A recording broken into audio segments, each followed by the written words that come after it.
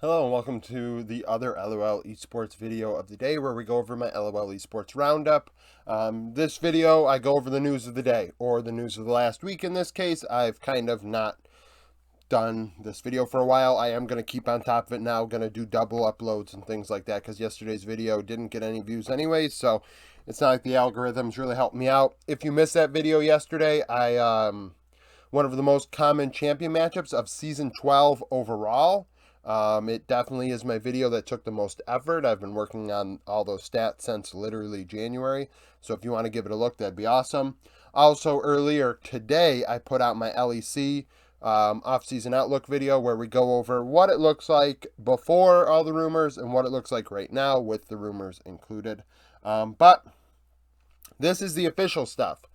I use Leaguepedia as my official source of official news. If it's not on Leaguepedia, frankly, I consider it a rumor at best, speculative, and the like. So, things to go over. FlyQuest officially allowed Jose Diodo to walk and look for a new home. Jose is a very, very good jungler, one of my favorite players in the LCS. I remember how well he did with Rainbow 7 at Worlds. I believe it was Rainbow 7. And it was just like, this guy is major region quality. And he further proved that. Now, in the playoffs, he went 2.32 KDA, 528 CS per minute, and 79.1 KP. What does that mean? Well, during summer split and playoffs, I considered a 5.25 to be okay, about the bare minimum of what you want in the jungle instead of the 5.5 I usually use for carry-oriented metas. Now, to offset that, you need a 70 KP or better because you have to be farming or making something happen. We don't have a stat to indicate what you're doing that is not getting kills or not doing this, farming. So 79.1 is obviously blowing that out of the water. Jose is great. He farmed at an average rate, got into a lot of fights. 24-2 kill share, 18-6 gold share. He gets a lot of kills for the amount of gold he gets. Jose is extremely talented. 5 champions in 9 games, but he is allowed to walk. FlyQuest, rumored to be spending big this offseason. It makes absolutely no sense why you'd be spending big, and Jose Diodo's not part of that. Yuji, a Mongolian fella, I don't know if he's an import or not, but 3.54 KDA, 534 CS per minute, 64.1 KP in Academy. I do not think they are ready by any means. If they go with this player, I think that that's a setup for disaster. 64.1 KP is a lot less than 79.1, and I understand it's in 36 games and not 9, but that's the stats I got, and you're at a lower level of competition, so you should be actually doing better. 20.7 kill share, 18.4 gold share, 10 champions in 36 games. Obviously is a decent champion pool, but I don't expect him to play for FlyQuest, and if they do, obviously, like I just said, I believe that might be a mistake. Isurus Gaming, Seiya retires. Seiya, now, a lot of people are major region fans, and they don't give minor region players respect, and frankly, it's pretty disgusting. But nevertheless, Seiya is retiring. Who is Seiya? Well, they're the most accomplished Latin American player of all time going into 2022, according to their Leaguepedia. 15 domestic titles. Now, maybe that's more after winning Summer. The most accomplished Latin American player of all time. That deserves respect. A player that deserves a lot of respect. So Seiya had a good career, good long run. We finished it out at Worlds. There is nothing better than finishing it out at Worlds instead of going out in a poof of smoke in, your regional league at the bottom of the barrel, right? 100 Thieves moves. We got a few coaching moves to actually go over. So 100 Thieves, Reapered is out. Reapered went 55 and 26 with the 100 Thieves. Obviously a long-time C9 coach, former Korean player. 4 and 8 at Worlds with the 100 Thieves. 1 and 5 in 2022, only beating Flying Oyster. Lust Boy is the only player on only coach on 100 Thieves staff left, really. So Lust Boy, 59 and 49. He was an assistant with multiple different teams.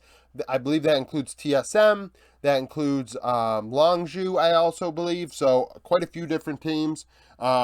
Mixed results. I don't know. I'm not going to say that they go with that player, that coach. They may go outside of the org. But right now, that's the only player listed. I keep saying player. Only coach listed on Leaguepedia or the most likely coach listed on Leaguepedia. TSM also let Chowie go. Chowie went 11-25. Longtime LMS player. Glenn, the assistant GM, is the only person listed that could coach. Right now, 17-9 as a coach in LMS, 2-4 at Worlds in their career with LMS. We're going to skip around for a second, just go with the next coach. BDS, Grabs, and BDS, I believe, parted ways mutually. It was not booting one or the other. They do not agree on the direction of the team. Obviously, you saw my video earlier today. If you watched it, BDS are expected to be making a lot of moves. Grabs went 7-29, long-time G2 coach. Mert, the assistant GM, I believe, is the only former person on the staff with coaching experience. 12-6 in ERLs in 2020, I think. Excel. So we went over this earlier today, but the only official news is Mickey X is not with Excel. Excel allowed him to leave. Mickey X, 234 KDA, 70.1 KP, 12 champions in 19 games. Mickey X, very, very talented. Last year, without a home in the beginning of the year, and then Advian would be let go by Excel. Mickey X comes in. Mickey X does okay. Enchanters really aren't his thing, but he performed, well given the circumstances. I thought that he helped Excel quite a bit. Now being rumored to be returning to G2, and we'll see if the magic can return. And then lastly, biggest news of the day, biggest news in a long time. Gen.g are parting ways with Ruler. Ruler was a free agent at the end of the year, I believe, and they are not keeping him. So this is a massive deal. The face of the franchise, the face of the LCK for a very, very, very long time, obviously is a world champion. What happens with him remains to be seen. There are a lot of free agent AD carries in the LCK and only so many homes that are viable and worthy of Ruler, I would say. Obviously, I did not include Ruler in my All Pros for Worlds, and a few people got upset. I don't think that he did overly well at Worlds. We're going to go over that in a second. 605 KDA, 926 CS per minute, 66.5 KP. The 926 CS per minute, obviously we're not keying in on one stat and saying one stat determines the player, because Ruler obviously performed very well in Game 5 in the final team fight on Lucian to beat DK, right? And Duck Dom had screwed up that fight, but I'm not allowing that one fight to determine my All-Pro. I think that is ridiculous. And that take should just go right in the garbage can. But Ruler showed up big at that time. Ruler has shown up big throughout his career. He is a very, very storied player. One of the best AD carries of all time. He's definitely without, and I'm not listing him because I think that's stupid to do right now. But he's definitely, without a doubt, in the top 5. And some people will argue anywhere from 1 to probably 5, in my opinion. 926 CS per minute really didn't match up that well. Had one Senate game across 16 games, so that hurts that a bit. But he did not dominate. Jeez, my ear just popped. Hopefully that wasn't loud. He did not dominate lane like I would have expected him to. Gen.g did not dominate the way I expect him to, which kind of pissed in my Cheerios a bit and gave me a sour taste with Gen.g. Now, allowing Ruler to go is a big deal. They have said, I guess, already, or sources rumored, they are not going to bring in Prince or Teddy or anybody else. Pays is their challenger AD carry, and that's the direction that they're rumored to go in. Pays in the CK playoffs, these are only 5 games, mind you, 331 KDA, 10.44 CS per minute. So over nearly 1.2 CS per minute over Ruler at a lower level. But this is not comparing him to Ruler in that way. Pays is probably LCK worthy. Is he Ruler level? Probably not. You're not going to get Ruler out of Pays. It can happen, but they hope it happens. Gen.g faithful hope it happens, but you are going to be, you got to be real about it. He's probably not going to be Ruler, but can he be sufficient? Can he be good? Can he be a top 80 carry in the LCK? I think that's possible. I think that that's feasible. 10.4 CS per minute in the playoffs, even in 5 games, shows that he is winning overall, he's getting ahead of his opponent. He's doing what he has to do, and he is better than the challenger level 80 carries.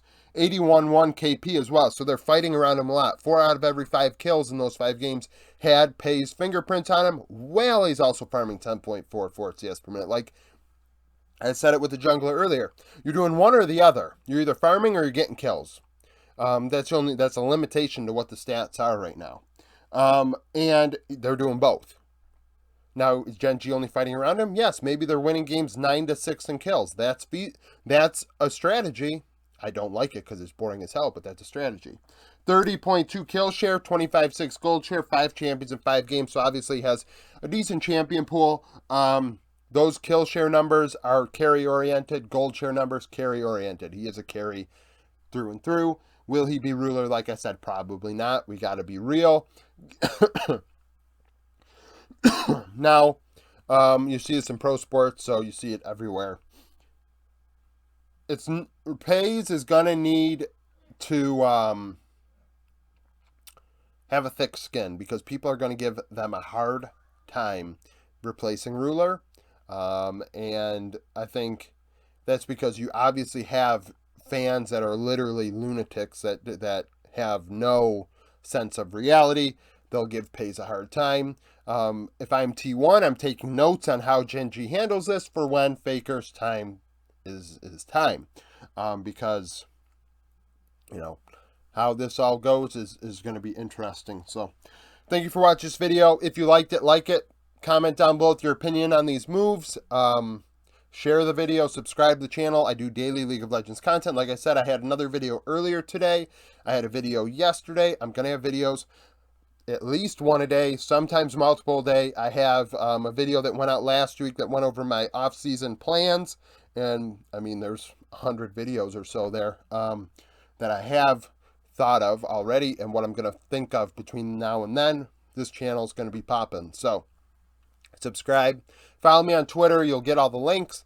Join us on Discord. There's like 350 or more of us. So do that, and I'm also maybe going to interact with the Discord when it comes to video ideas for the off season.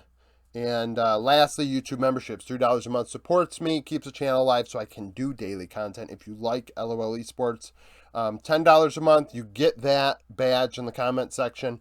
Plus, you get extra content, including NFL, American football content. That will come out later today, another video where I go over my fantasy football rankings for this week. So if you enjoy that sort of content, that's $10 a month until League begins again. So thank you for watching, and I hope you come back for more content.